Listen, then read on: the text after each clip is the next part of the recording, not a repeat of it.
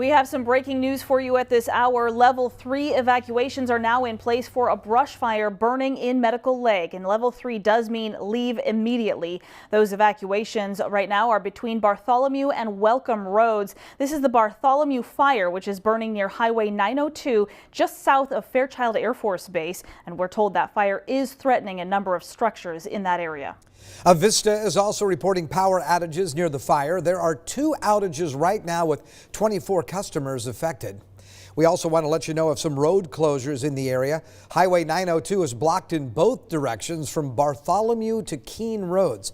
Drivers should use an alternative route. Well, good afternoon, everyone. Thank you so much for joining us on KREM 2 News First at 4. I'm Tom Sherry. Welcome, everyone. I'm Whitney Ward. We want to get right to that breaking news, the Bartholomew fire, which is burning out near Medical Lake. Again, at this point, it's estimated that fire is burning about 100 acres. Our Brandon Jones is live there at the scene with the latest. Now, Brandon.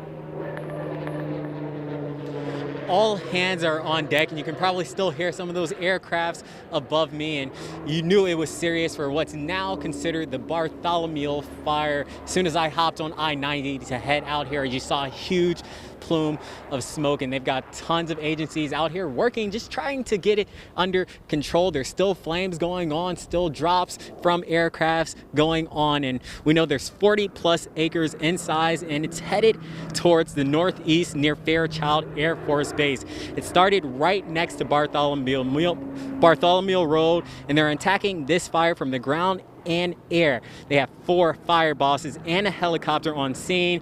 The Department of Natural Resources told me 8 to 10 structures are in danger, so they're monitoring that very closely to make sure none of those get damaged or destroyed in the meantime. We've got 3 large air tankers responding, 13+ fire engines, and 5+ fire agencies, including resources from the Air Force Base. And like I said, I did speak with the DNR a little bit earlier today about the evacuations they have in place and just how long this whole situation could be underway. We do have level 3 evacuations in place. On the west side is Bartholomew Road. On the east it's Welcome. On the south it's 902. So that's kind of the box for the level 3 evacuation. The fire is burning in brush and timber and grass. And the wind is kind of giving the direction of the fire, which is going from the southwest towards the northeast. When I first got out here, I stopped right down the street where there was a couple of barns, a couple of houses, and people just trying to figure out what they should be doing in this situation. They had horses and animals on their farm, trying to get them under control. A couple of them were scared and very skittish, just trying to understand what was happening. But I spoke with them and they told me this is not something that normally happens, even though we've got this heat over the summer. It's probably the first time they've ever had to react to one of these situations. Their particular property was okay, but of course they're keeping a close eye on it just to make sure nothing gets out of hand. And like I was saying, there's just tons of aircraft still flying over. Every other second you can hear them flying right over top of me. One's right up there right now, just continuing to make drops. My colleague Amanda Rowley is on the opposite side near Air Force Base right now, Fairchild, and I'm going to toss it to her. Amanda, what can you tell us about the evacuations in place over there?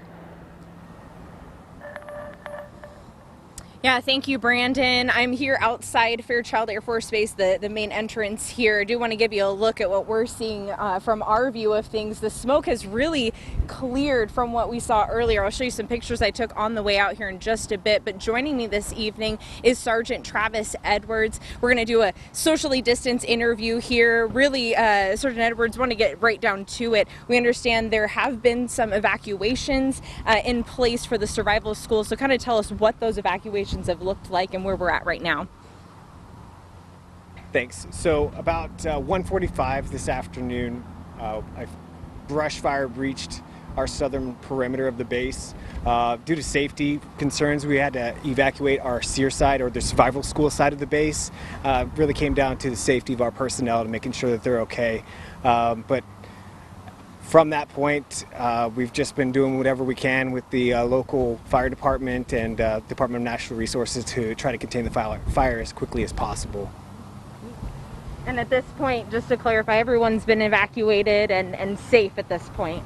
Yeah, all of our personnel in that area have been evacuated. They're safe. There's been no injuries. can you kind of describe the location we're talking about that's been affected by the fire? I understand it even breached that south side of the perimeter. So if I understand your question correctly, so we have two different sides of the base. We have the main Fairchild Air Force Base side, and then we have our survival school side, which is separated by our runway. And it was on the survival side of the base. On the other side of the runway from where we are right now is where the fire was. And you were telling me before we came on air here that this has been a coordinated effort, a team effort by not only folks on the base, but as well as DNR. So, of course, sharing that message of teamwork definitely this evening. Thank you so much for joining us here this evening. I really appreciate it. Before we send it back to you guys, I want to show you just some pictures of what it looked like on the way out to Fairchild Air Force Base. That smoke had quite a high tunnel up into the sky. Like I said, now the smoke has seemed to clear. Haven't heard exactly where we're at with containment, but just very impressive as just to see how quickly we saw the smoke come up and now disperse pretty clearly. I'll send things back to you from Fairchild Air Force Base. All right, Amanda, thank you very much. Brandon, thank you as well. We'll continue to follow this. You can always get the latest on KREM.com as well, or just go to our KREM 2 mobile app. In the meantime, as always, when we are tracking these fires, especially this late in the season when things are so dry, we want to turn straight to Tom Sherry in the Weather Center to talk about the conditions that may be assisting or perhaps hindering firefighters out there. Yeah, let's get to it right now. Temperatures are in the low 80s. We've got 83 degrees out towards that Medical Lake and Fairchild area, and the wind is blowing out of the southwest at 10 miles per hour. So that was an observation we also saw out at Fairchild, and it's blowing towards the northeast. So again, not the hottest conditions, and the winds are not overly strong, but we better get a handle on this thing right now, because by the time we get to Saturday, we're looking for very gusty winds around the area, and temperatures will still be in the 80s. We're at 82 degrees right now. Out at the airport, the wind is out of the west at 6 miles per hour. The current air quality, though, yesterday was good. Now the air quality is registering moderate. So we'll continue to keep an eye on that. You know that we've had many of these fire seasons where our air quality has headed into the unhealthy and very unhealthy levels. So let's hope we don't have a repeat of that this summer. Satellite and radar picture, as you can see, not showing any rain or really any cloud cover across the northwest. That's a closer view, and again, we're not seeing anything occurring there. 53 will be the overnight low under mostly clear skies. Sunny and very warm again tomorrow. We'll look for daytime highs around 87 degrees. For the weekend, this is when we've got very windy weather developing Saturday into Sunday. As a cold front moves in, we'll go from 85 Saturday to 74 on Sunday. Looks like rain could develop. That would be good news late Sunday into Monday. We'll have more on that and your 7-day forecast all coming up in a few minutes. Whitney? All right, Tom, thank you so much. And we also want to take a look at the other wildfires that we are tracking at this hour. All of the evacuation levels that were in place for the Palmer fire remain in place right now. You can see them on this map. And remember that level 3 does mean that those people need to be going right now. The fire is burning right there in Okanogan County, just south of the U.S.-Canadian border. And remember, for a list of all the current evacuations for all of these wildfires, just text wildfire to 509-448-2000 and we'll send you the most up-to-date list. In the meantime, crews do have that fire about 68% contained. We're told it's burned just under 18,000 acres. You can see here some aerial views of the fire area. Also, just recently, with the Okanogan County Emergency Management has now told us that they are offering free COVID testing to all fire personnel. Time to take cover, time to take cover. So at least 4 deaths we know have been linked to Hurricane Laura after it touched down in Louisiana. Just look at this video. It is amazing. One victim was a 14-year-old girl. Another was a 68-year-old man. We're told all of the victims died when trees fell onto their homes. The hurricane has already ripped apart homes, uprooted trees, and flooded neighborhoods. This was the most powerful storm to ever make landfall in Louisiana. We have sustained a tremendous amount of damage. We have thousands and thousands of our fellow citizens whose lives are upside down. So high water levels continue through that area today. Tornadoes are also possible through tonight, and that's in parts of Louisiana, Arkansas, and Mississippi. Back here at home, Spokane's property tax deadline has now been extended. Today, the county treasurer announced that the deadline has been moved to the end of this year. So originally it was October 31st, but now it has been extended to December 31st. Taxpayers will have more time to pay without seeing interest or penalties.